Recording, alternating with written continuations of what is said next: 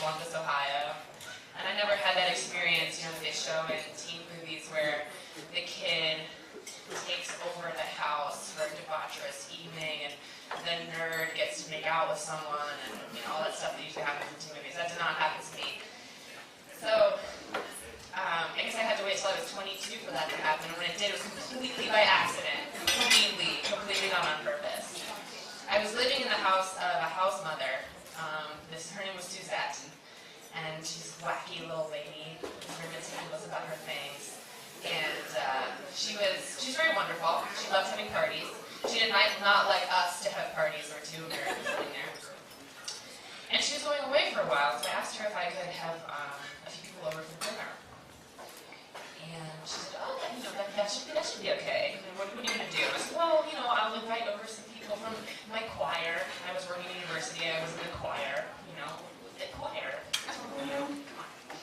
And we'll make some pizza. She was like, that sounds very nice. Yeah, you can do that. And I was like, all right, I can handle this. My first dinner party, make some friends, excited. So, you know, I started telling people, okay, we're gonna have a little dinner. And I don't know how this works for you guys, but and usually when I have parties, you invite kind of more people that actually make it to the party. You know, you kind of send out like a blanket invitation to sort of the vague groups of people you'd like to come, and then, you know, a few representatives from each group arrive. So I started doing that, telling different people about it. And, you know, we have the pizza, the choir kids come, they're kind of sitting there, we're sort of like nodding at each other, you know, talking a little Spanglish together. And it's very innocent and lovely. And then one of my roommate gets a text message that says, party tonight, Tiburcio Venegas, 798. That was our address. She's like, Lillian, did you invite Federico? And I was like, no, I don't even know who that is. And she was like, I didn't invite him. And I was like, oh my God, this is what happens in a teen movie. Oh no. Here we go. And so we're sort of like, maybe this is just a figment. This is not actually about to happen, is it? And we didn't know that in Argentina, everybody's a teenager until they get married. Everybody lives with their parents. Everybody is constantly waiting for that house party to happen. And I had just made it so.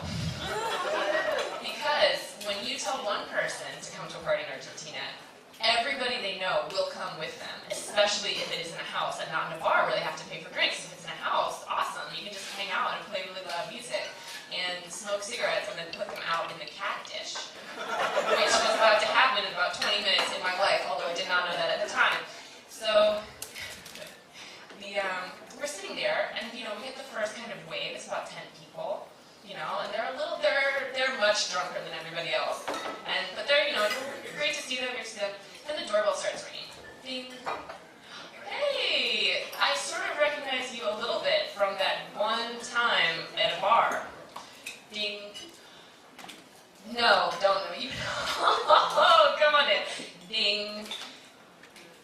Ding, ding, ding. I'm looking out the window, and this is Suzette's pristine house. It's filled with artwork. She's so proud of it. And her leather couch. She has her maid wipe the table with oils every day. And ding, ding, ding. There's this line outside the door.